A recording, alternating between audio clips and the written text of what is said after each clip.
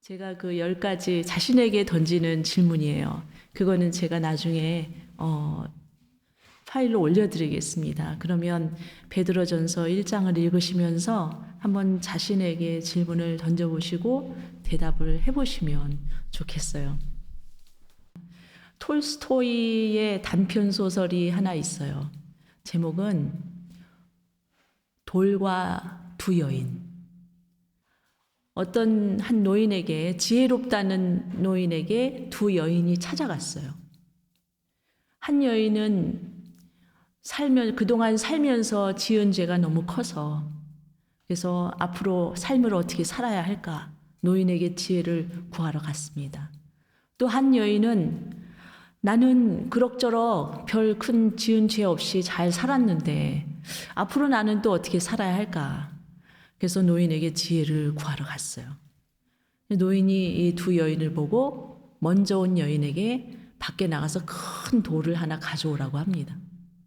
그리고 또 다른 여인에게는 나가서 작은 돌들을 가져오되 많이 모아서 가지고 오십시오 라고 했어요. 그래서 이 여인은 나가서 큰 돌을 주워왔죠. 들고 왔죠. 힘들게. 그리고 다른 여인은 작은 돌들을 모아서 가지고 왔어요. 가지고 왔는데 이 노인이 다시 이렇게 말합니다. 먼저 온 이 첫 번째 여인에게 다시 그 돌을 제자리에 갖다 놓으십시오.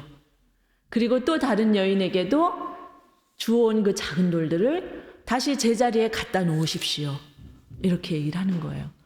큰 돌을 가져온 여인은 자기가 저 돌을 어디서 가져왔는지 잘 알고 있습니다.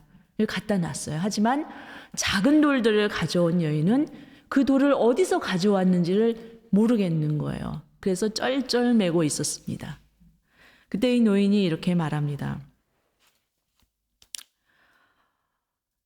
우리가 사람으로서 죄라는 것을 짓고 살아갈 수밖에 없는데 죄가 바로 이런 겁니다.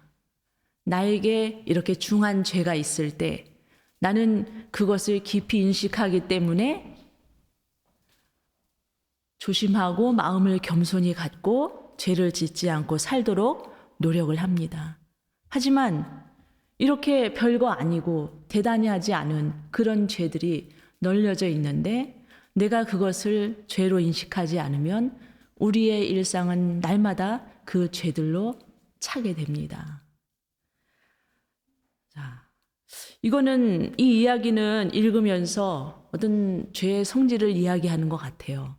근데 다시 보니까 죄의 성질이 아니라 우리 마음을 이야기하고 있는 겁니다. 우리 마음이 이 죄란 것을 대하는 그 마음 자세를 이야기해주고 있는 겁니다. 깊이 인식하고 있는 사람에게는 어떻게든 마음의 정결을 위해서 노력하며 살아갈 겁니다. 하지만 뭐 별거 아닌데 이래도 괜찮겠지 저래도 괜찮겠지 하면서 지내는 사람에게는 그 일상이 이런 작은 죄들로 차오르게 될 겁니다. 로마서 5장 20절에서 사도 바울이 이런 말씀을 했어요. 죄가 더한 곳에 은혜도 더하다. 이 죄를 지어도 된다는 것일까요? 죄가 더한 곳에 은혜가 더하다. 오늘 방금 말씀드린 이 얘기하고 일맥상통합니다.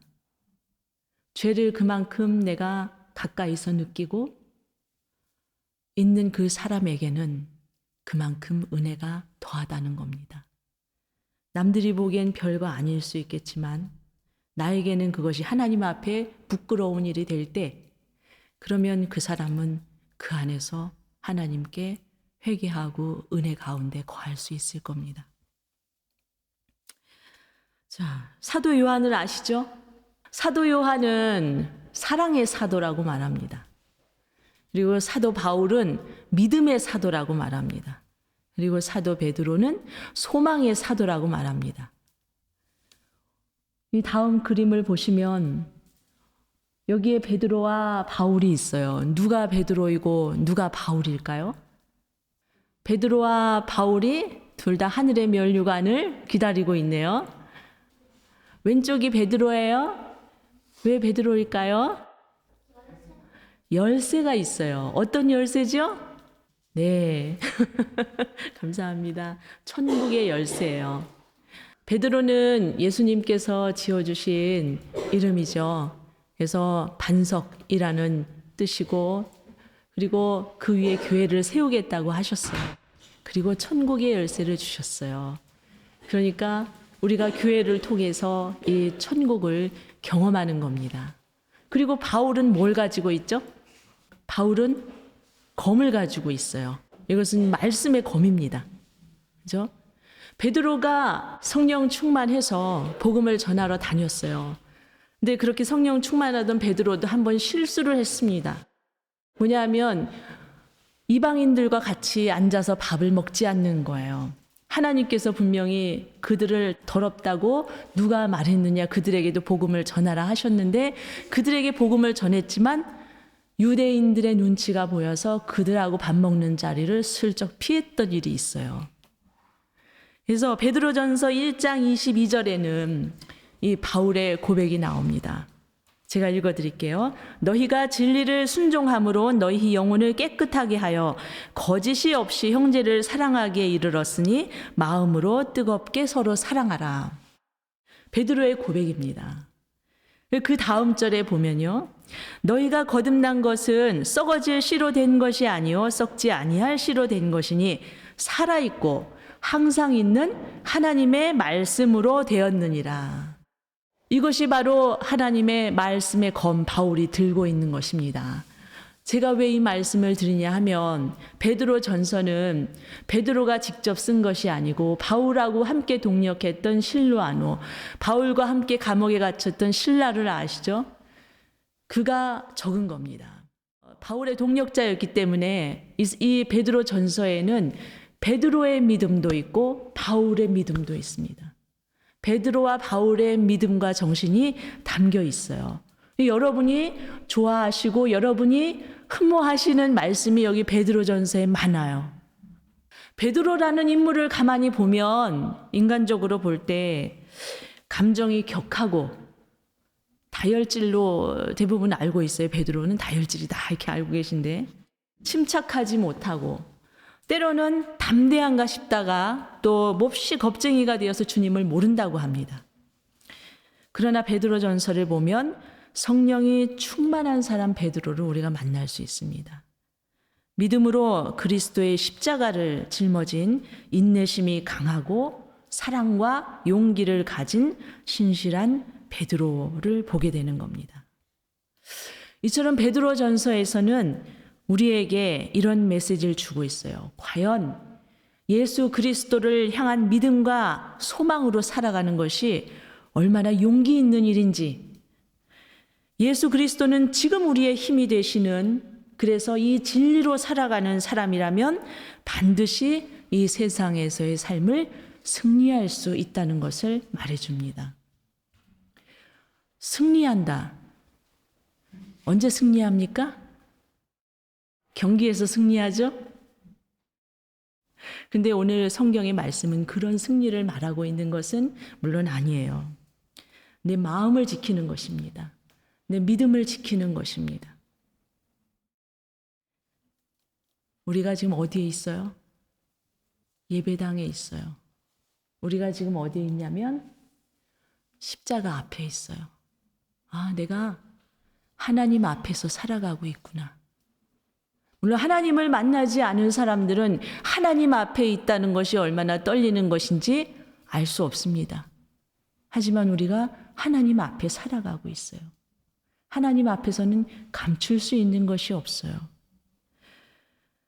그렇게 떨리는 마음, 하나님 안에서 평화로운 삶을 영위하는 것, 그리고 이런 큰 은혜와 사랑을 전하고 나누고 살아가는 것.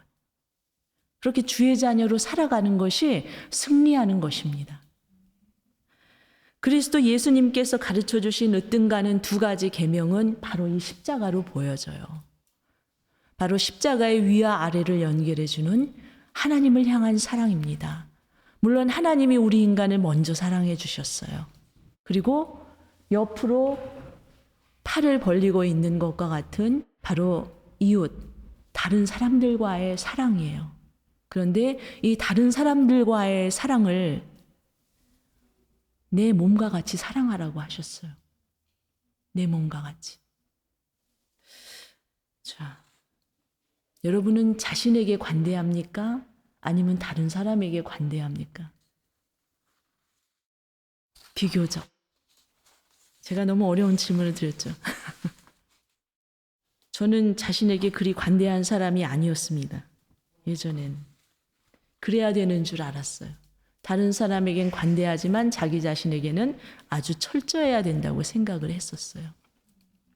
어쩌면 나를 향해서 날이 섰는지도 몰라요.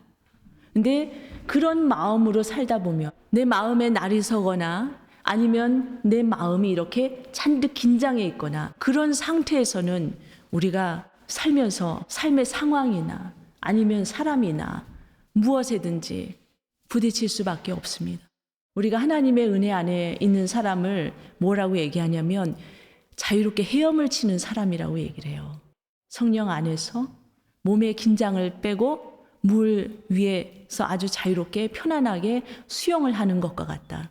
하나님의 은혜는 그런 것이라고 얘기를 해요. 그런데 내가 나를 지키려고 이렇게 내 마음을 꼭 붙들고 놓지를 않으면 과연 우리 주님이 내 마음 어디에 들어오셔서 나를 만지시고 나를 자유하게 해주실 수 있을까요? 내가 놓지를 않는데. 그렇죠? 하나님의 긍휼하심은 우리에게 이렇게 다가오십니다. 베드로전서 1장 3절 말씀을 보면 우리 주 예수 그리스도의 하나님 아버지께 찬양을 드립시다. 하나님께서는 그 크신 자비로 우리를 새로 태어나게 하셨습니다. 네, 우리를 새로 태어나게 하셨는데 자비로 태어나게 하셨습니다. 이것이 바로 하나님의 긍휼하심입니다. 구약 성서는 이스라엘이 죄를 돌이켜서 회개할 때 하나님의 긍휼하신 모습이 보여집니다. 구약 성서를 보다 보면 그림을 보시면 니느웨 성의 백성들이 하나님께서 멸하겠다 하셨는데 그 말씀을 듣고 온 백성이 진심으로 회개할 때 하나님께서 그 백성을 향해 긍휼한 마음을 가지시고 용서해 주셨던 일이 있습니다. 신약 성경을 보면 예수님을 통해서 하나님의 긍휼하심이 나타납니다. 예수님을 통해서 보여지는 하나님의 긍휼하심은 병을 치유해 주시는 것이었습니다. 그리고 죄인들에게 찾아오시고 죄인들과 함께 하시는 모습이었습니다. 사람들을 향한 사랑과 연민, 긍휼하신 하나님의 마음입니다.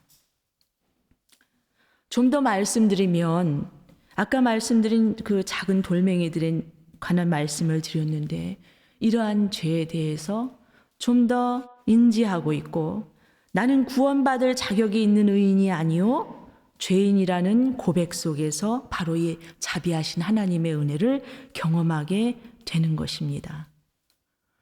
이것이 아니면 저것, 내 마음에 합하지 않으면 다른 거, 틀린 거. 우리는 요즘 이렇게 무수하게 나누어져 있는 세상의 모습들을 많이 보잖아요. 그죠? 가족 간에도 말이 쉽지 않은 정치적인 이슈들도 많고 그런 것이 아닙니다. 그런 것이 아니고 옳고 그름의 문제, 우리의 기준에서 말하는 옳고 그름의 문제가 아닙니다. 우리는 모든 사람이 똑같은 처지에 있어요.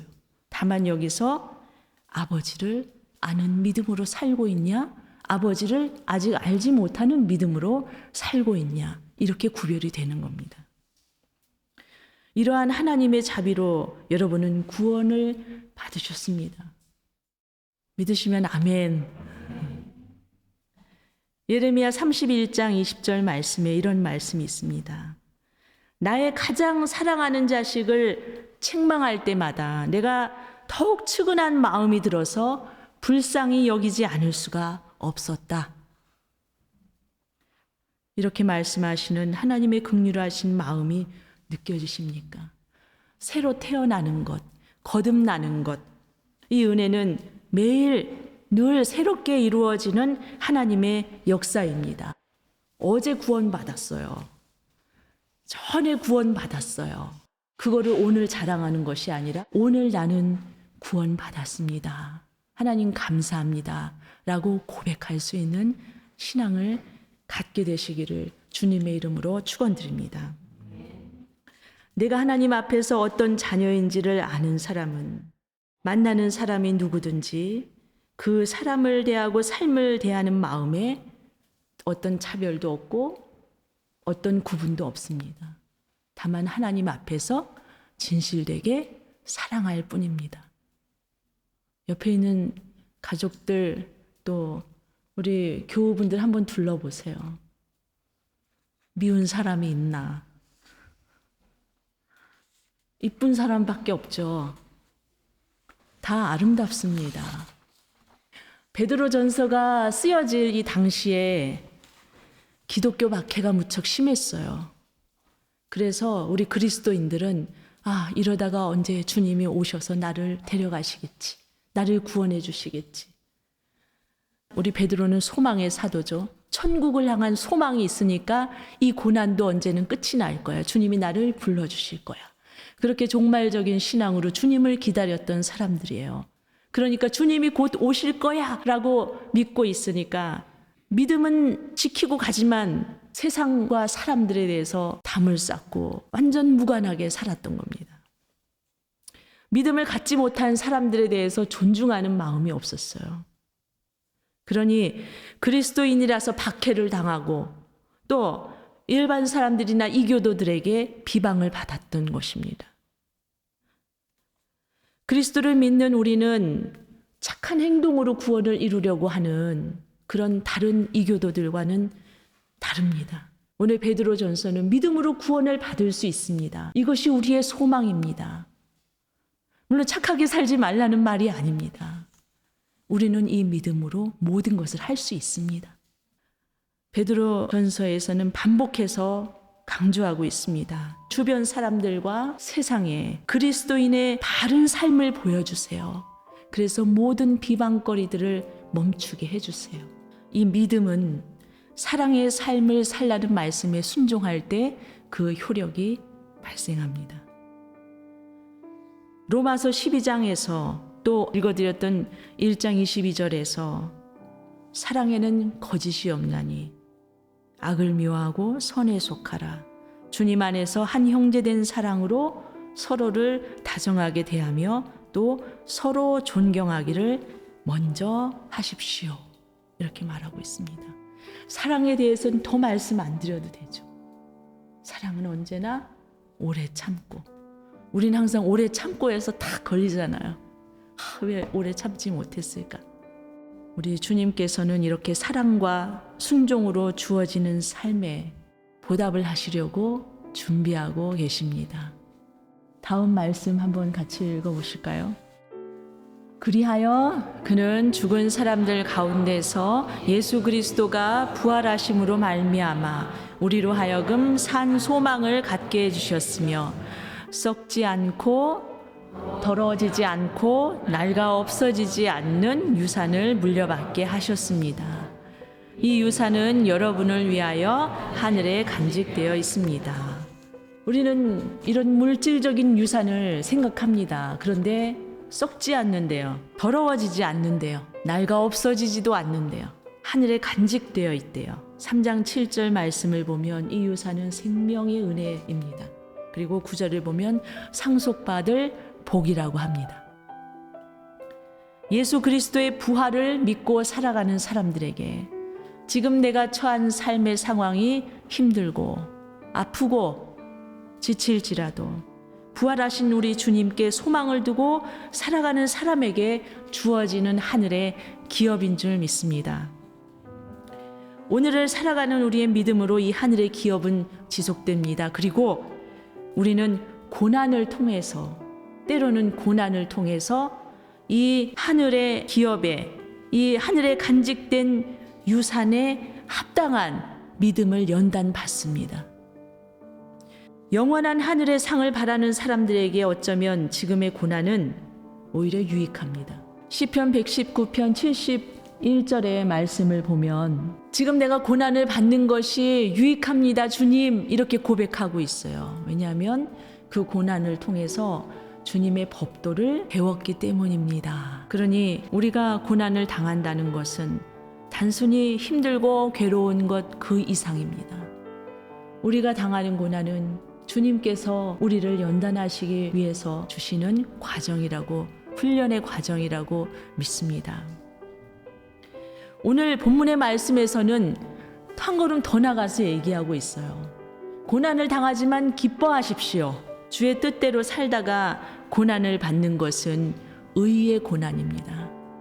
의의 고난을 당하는 사람은 기뻐할 수 있습니다. 왜냐하면 우리 뒤에 든든하게 예수님이 버티시고 함께 이 고난을 감당하고 계시기 때문입니다. 사랑하는 여러분, 그리스도 예수님으로 인해서 우리는 자유함을 얻었습니다. 그리스도 예수님으로 인해서 우리는 넉넉한 사랑의 마음을 소유하게 됐습니다. 그것을 내 기준으로, 내 생각으로, 내 뜻으로 한계를 지으실 겁니까? 아니면 주님께로 더 활짝 열려서 더 사랑하고 더 주님의 뜻을 바라고 더 큰 주님의 은혜 안에 머물겠습니까? 우리가 이제 간구해야 될 것이 하나 있다면 그것은 무엇일까요? 한번 따라해 볼게요. 하나님을 온전히 아는 것과 사랑의 일 속에서 주님을 만납시다. 말씀을 들으면 흔들려야 돼요.